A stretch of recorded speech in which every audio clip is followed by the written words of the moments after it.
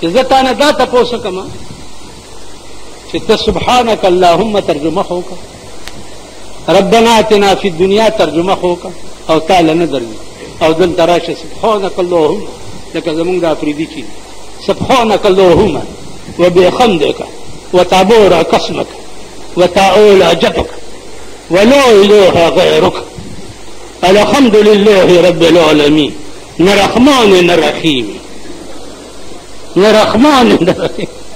دا منځ نه دا پریدو کې صرف رجوله په کرای باندې مولا ونیسي یا تراوله، نور جماعت کې دغې مولا نه ټول جماعتونه. اول زمونږ دا جماعت دا چې زه پکې د جمعې برړېږم، په دې جماعت مقتدیانو له ته قرآن خور کړه چې د امام هم چېرته نیولی چې کېنه یو دوه آیاتونو ترجمه وکړه.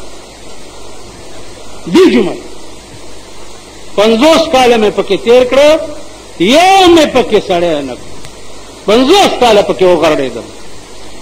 خذوه فغلوه ثم الجحیم صلوه.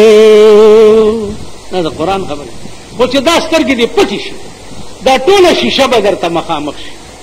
قسم په خدای چې بیا به ډېرې چغې او ډېر ارمانونه کوي، وایي به اوس هېڅ نه کوي. دا مومن کار نه کوي.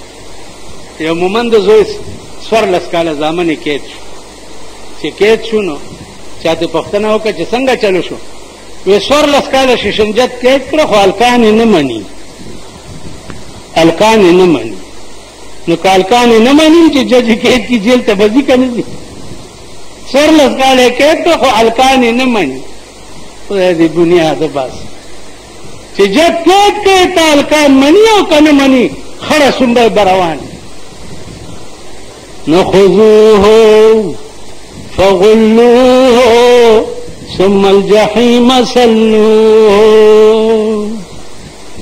امامان رونی سی د منځونو ترجمه تیز دکړی، د قرآن او د خدای خبرې تیز دکړی. امام دغه لنه دی چې مړي درته لمبوي، کفنونه درته ګنډي او مړي پسې بیا ختمونه کوي، 2 روپۍ والا ورکړي.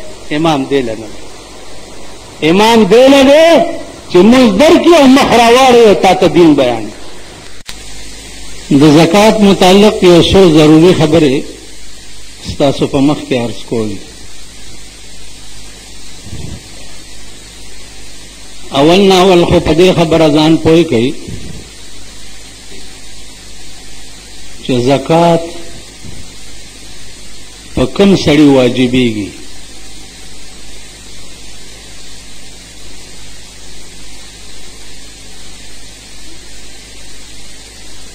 د زکات نصاب چې کوم دی هغه 2.50 تولې سپین زر دي. د 2.50 تولو سپینو زرو قیمت چې کوم دی هغه تقریبا 5,500 روپۍ جوړېږي.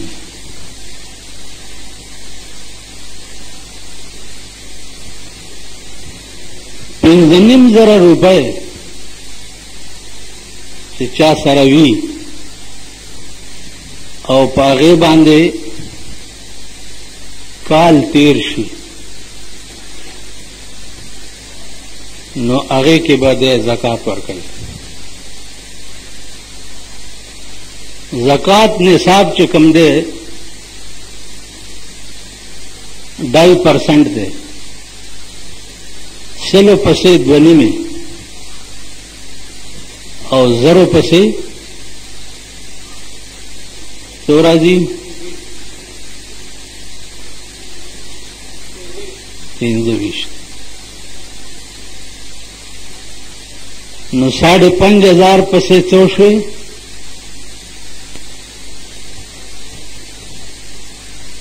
وایي کنه چرم زکات نه دی ورکړی.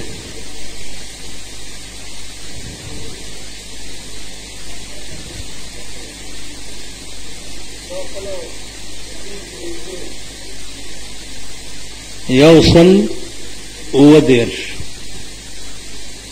نو 5,500 روپۍ چې تا سره ثابت کال تیر کی او هغه اونې لګي نو کال پس باغې پسې 130 روپۍ زکات ورکړي. عزیزانو وخت داسې دی چې هر سړی سوی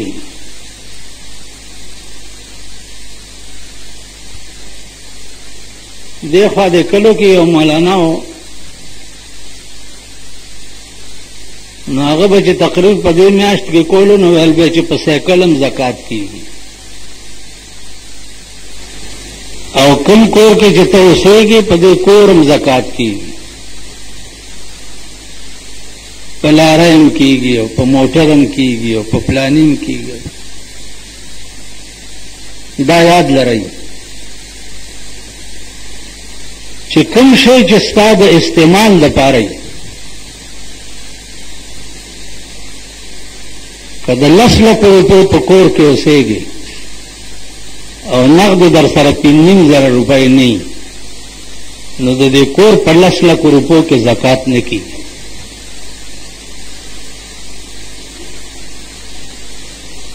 سیکل د ستا د استعمال لپاره دی په دې کې زکات نه کېږي.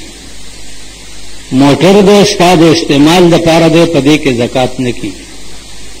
لاره ده تا ټیکسي چلیږي په دې کې زکات نه کېږي. د هغې پیسې آمدني که دومره نصاب ته رسېدلې وي نو بیا پکې زکات کېږي.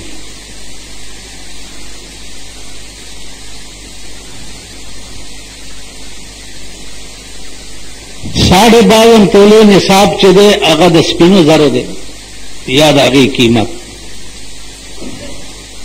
او 7.5 تولې نصاب د سرو زرو دی. کتش 9 تولې سرو زر در سره وي او نقد پیسې در سره نه وي نو پاغې کې زکات نه کېږي. جامې دي د کور لوښي دي د کور سامان دی وغیره وغیره په دې ټولو څیزونو کې زکات نه کېږي. ها که ستا د کپړې دکان او کپړه دې خرڅوله نو کال پس به د دې ټول دکان د سرمایې حساب لګې او په هغې کې به بیا زکات ورکړي. که ستا د سایکلونو دکانو او دغه سایکلونه تا د تجارت لپاره ایښي نو د هغې به حساب لګې او په هغې کې به که ته لاروې خرڅه او اخلې نو بیا به د لارۍ په قیمت کې حساب لګې او د هغې زکات به ورکړي. علی هذا القیاس هغه شی چې د تجارت که ته کورونه اخلې او خرڅې نو بیا چې څومره کورونه دي دا د تجارت دپاره دي د دې ټولو په سرمایه کې به بیا ته زکات ورکړي.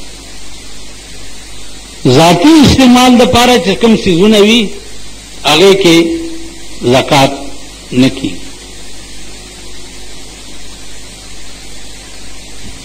اوس زکات دا د الله پاک یو فریضه ده.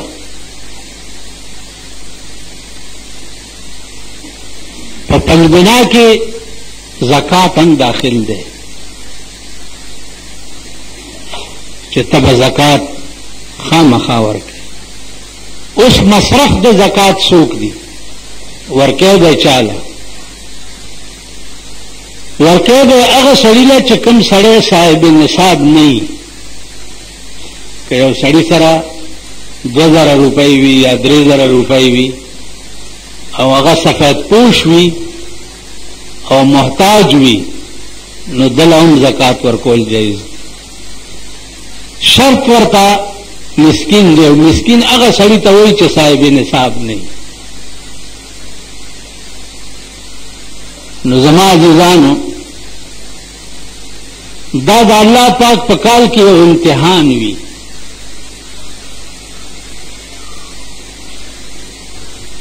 دا امتحان چې تعالی ما درکړي دی دا بل درته محتاج ولاړ دی نو ته ګورم چې ته دله ورکې که نه ورکې ما دله ورکړي تعالی درکړي دي نو تا نه اغستی هم شم او دله ورکولی هم شم خو ستا په ایمان باندې دا امتحان دی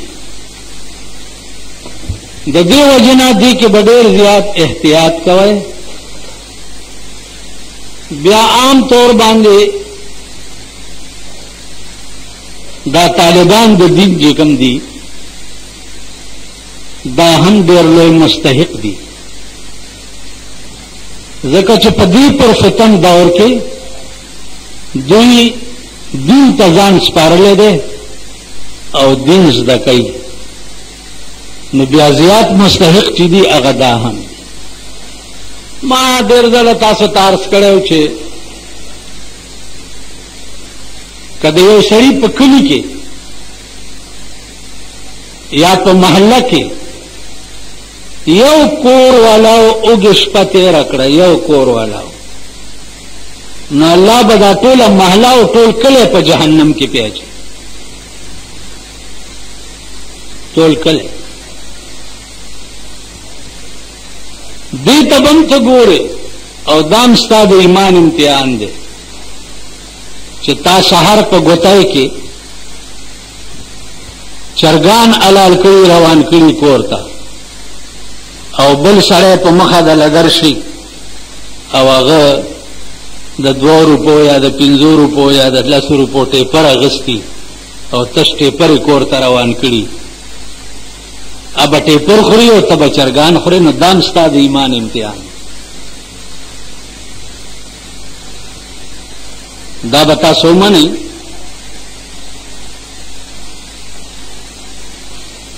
چې زه په زندګۍ کې یو دعوت کې شریک شوم نو مونږ یو سر ته داسې ناستو دا نور خلک داسې په قطار بل سر ته ناست نو مونږ چې کوم ځای کې ناستو نو هلته چرګانم پراته وو کوفتې پرتې وې او سلادونه پراته وو سیخ کړي دي کبریتې کړي دي دغه بلا تکې میکې پرتې وې او هغه سر ته چې کوم ناستو هغې ته تشې وریجې پرتې وې نو هغه د هغه سر خلکو به دېخوا زمونږ دې طرف ته کته ما یو 2-3 نړۍ خو کړې وې خو چې مې داسې وکته هغه خلکو مونږ ته کته او تشې وریجې ورته پرتې وې نو ما لاس ونیو چې لاس مې ونیو نو کور والا ما ته وایي چې ولې جي مال بس د مور شو نه نه تا 2 نړۍ هم نه دي کړي مال بس د مور هغه ورځ ده او نن ورځ ده په دې زړه کې مې درد شو چې دا هم د خدای بندګانو چې دا هلته ناست وو هغې ته تشې خوټ کېدلې وریجې پرتې وې او دا مونږ کوم د اسمان نه را پرېوتي چې مونږ ته دلته چرګان او سرې کړي تیکې پرتې وې دا هم د ایمان امتحان وایي په ایمان دا هم چېرې زړه کې هم راغلي دي چې په دعوت کې ناست یې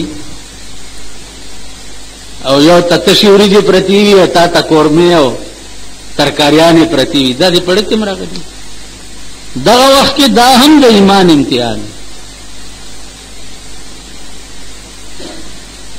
په غزوه خندق کې رسول الله صلی الله علیه وسلم مورچې کې نسته صحابه ټول لګیا دي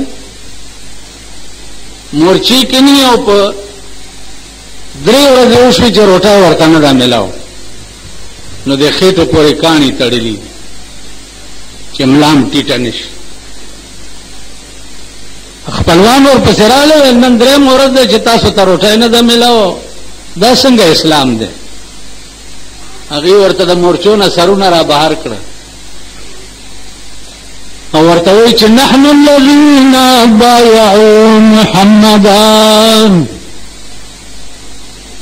نحن الذين بايعوا محمدا على الجهاد ما بقينا ابدا مونږ خو به جناب رسول الله صلی الله علیه وسلم سره بیعت چکم دی هغه په جهاد کړی دی، په خوراکم نه دی کړی. مونږ هغه لاس په دې ور کړو چې ستا د پاره به مونږ سر قربانو، په دې لاس نه ور کړی چې ته به مونږ له روټۍ راکړې. تاسو خیال راغی؟ نو صحابه چې خېټې ورته وښودې نو کاڼي خېټې پورې تړلي. رسول الله صلی الله علیه وسلم ورته لمن اوچته کړه او ورته وښوده، هغه دوه کاڼي خېټې پورې تړلي. ویل تاسو 3 ورځې وشو چې روټۍ نه ده خوړلې، زما پته نشته چې 100 ورځې وشو چې ما روټۍ نه ده. مشر او د اسلام مشر هغه داسې پکار، داسې نہیں پکار کہ ہم کو تو میسر نہیں مٹی کا دیا بھی، ہم کو تو میسر نہیں مٹی کا دیا بھی، اور گر پیر کا بجلی چراغوں سے ہے روشن. مال خود د خاور تیلو ډیونه ملاویږي او ستا کور دې چې د چراغان جوړي او پدې کې. نو زما ديګانو خلاصہ الله پاک د دې سيزونو دا بیان کړی دا چې الذين يكنزون الذهب والفضة ولا ينفقونها في سبيل الله. هغه کسان چې سره او سپین جمع کوي ولا ينفقونها في سبيل الله، او هغه بیا د الله په لار کې نه خرج کوي، نو دوی سره به څه چل کیږي؟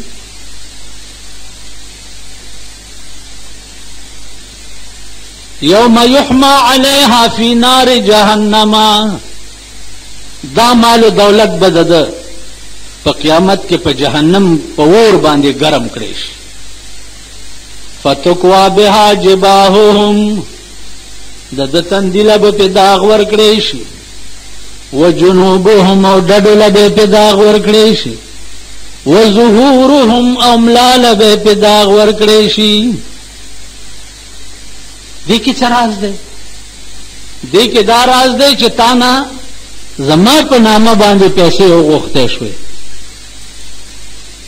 نو تندی دې ولا تروش کو، نو اول به دې دا تندی وداغي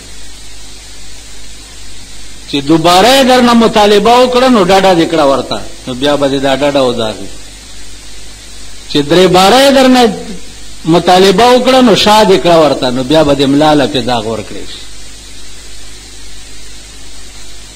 او بیا به ورته وای دا داغ به په دې دولت ورکړی کی، بیا به ورته وای چې هاذا ما کنستم لانفسکم، دا غ دولت ته چې تا د خپل نفس لپاره جمع کړو، بل دې پرې خو ته تراله. قران کې یو ځای کې راځي چې فبشرهم بعذاب الیم، دیل زیره ورکه په عذاب دردناک باندې. علیم دا یا په صيغه د اسم فاعل سره دی او یا په صيغه د اسم مفعول سره دی. علیم معنا صدا دردناک، درد ورکون کې د اسم فاعل په صيغه سره. علیم په معنا د مولم سره درد ورکون کې، او یا په صيغه د اسم مفعول سره چې شي مولم. دا داسې عذاب دی چې په خپله به دردېږي، په خپله. نو کوم سړی چې په خپله په درد کې مبتلا وي هغه د بل د درد خیال ورسره وي. الله وایي د عذاب به په خپله دردېږي، نو ته که پکې وایي چغې وهې نو د عذاب به څه پروا در باندې نه راځي. نو زما عزیزانو دې سيزونو کې به ډېر زیات احتیاط کوئ، ډېر زیات. یو سړی مړ کېدو، هغه زما دا دواړه لاسونه جنازې نه داسې بار وباسئ. نن نه 80 کاله مخکې 15 لکه روپۍ ته پاتې کېدې، 80 کاله مخکې 15 لکه روپۍ. نو یو ورته ناست ویل لاسونه دې ولې داسې وباسو؟ ویل چې خلکو ته پته ولګي چې تش لاس لاړو. ویل چې راتلې څه دې راوړي؟ مور نه چې را پیدا شوې څه دې راوړي؟ تاسو د مور نه چې بچی پیدا شي یا د ښځو نه څه ورسره یي؟ څه غوټه موټه ورسره یي؟ که تش یو دومره سورلنډۍ غوندې را پرېږدي یي که نه؟ نو وایي چې راتلې نه څه دې راوړي؟ چې تلې لا بیا هم یو دوه ګزه کفن خو به یوسې، خو چې څنګه راغلی وې دغسې به ځې.